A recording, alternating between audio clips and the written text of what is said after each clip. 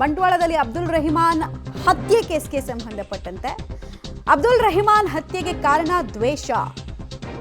ಪೊಲೀಸರ ಪ್ರಾಥಮಿಕ ತನಿಖೆಯಲ್ಲಿ ಈ ವಿಚಾರಗಳು ಬಯಲಾಗ್ತಾ ಇದೆ.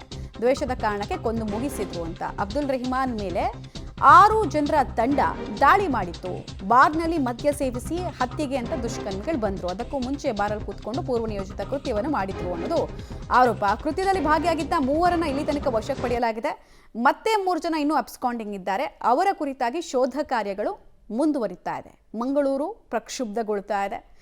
ಕೋಮು ಸೂಕ್ಷ್ಮ ಪರಿಸ್ಥಿತಿ ಮತ್ತೊಮ್ಮೆ ನಿರ್ಮಾಣ ಆಗಿದೆ.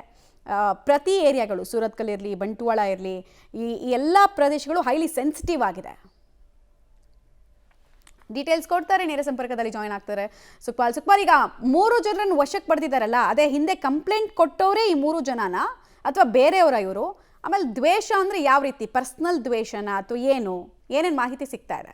ಪೊಲೀಸರು ಈಗ ಬೇರೆ ಬೇರೆ ಆಯಾಮದಲ್ಲಿ ತನಿಖೆಯನ್ನು ಮುಂದುವರಿಸಿರುವಂಥದ್ದು. ಈಗ ಸದ್ಯಕ್ಕೆ ನಿಸಾರ್ ಅವರು ಕೊಟ್ಟಿರುವಂಥ ಒಂದು FIR ಏನಿದೆ, ದೂರು ಏನಿದೆ, ಆ ಪ್ರಕಾರದಲ್ಲಿ FIR ಆಗಿದೆ. ಜೊತೆಗೆ 5 ತಂಡಗಳನ್ನು ಮಾಡಿ ಪೊಲೀಸರು ಈಗ ತನಿಖೆಯನ್ನು ನಡೆಸ್ತಾ ಇರುವಂಥದ್ದು. ಇದರಲ್ಲಿ ಬೇರೆ ಬೇರೆ ಆಯಾಮಗಳಲ್ಲೂ ತನಿಖೆ ಮಾಡ್ತಾ ಇದ್ದಾರೆ. ಕೇವಲ ಪೂರ್ವಾದ್ವೇಷದ ಹಿನ್ನೆಲೆಯಲ್ಲಿ ಈ ಒಂದು ಹತ್ಯೆ ಆಗಿದೆ ಅಥವಾ ಪ್ರತೀಕಾರದ ಹತ್ಯೆ ಆಗಿದೆ ಅಥವಾ ಬೇರೆ ಏನಾದರೂ ಕಾರಣ ಇರ್ಬೋದು ಅನ್ನೋದರ ರೀತಿಯಲ್ಲೂ ತನಿಖೆಯನ್ನು ಮುಂದುವರಿಸಿರುವಂಥದ್ದು ಪೊಲೀಸರು.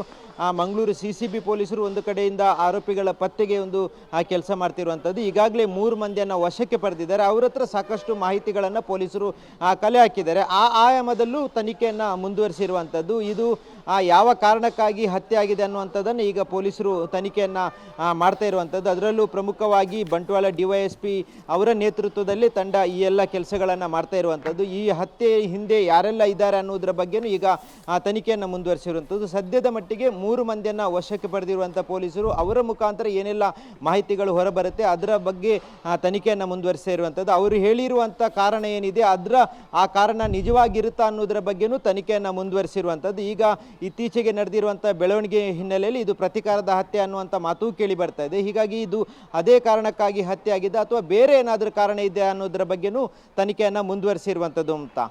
ರೈಟ್, ಧನ್ಯವಾದ ಸುಕ್ಪಾಲ್ ತಮ್ಮೆಲ್ಲ ಮಾಹಿತಿಗಾಗಿ. ತನಿಖೆ ನಡೀತಾ ಇದೆ, ಬಟ್ ಇದಿನ್ನೂ ಪ್ರತೀಕಾರದ ಕೊಲೆನ ಅನ್ನೋ ಕನ್ಕ್ಲೂಷನ್ಗೆ ಪೊಲೀಸರು ಬರೋದಕ್ಕೆ ಸಾಧ್ಯ ಆಗ್ತಾ ಇಲ್ಲ.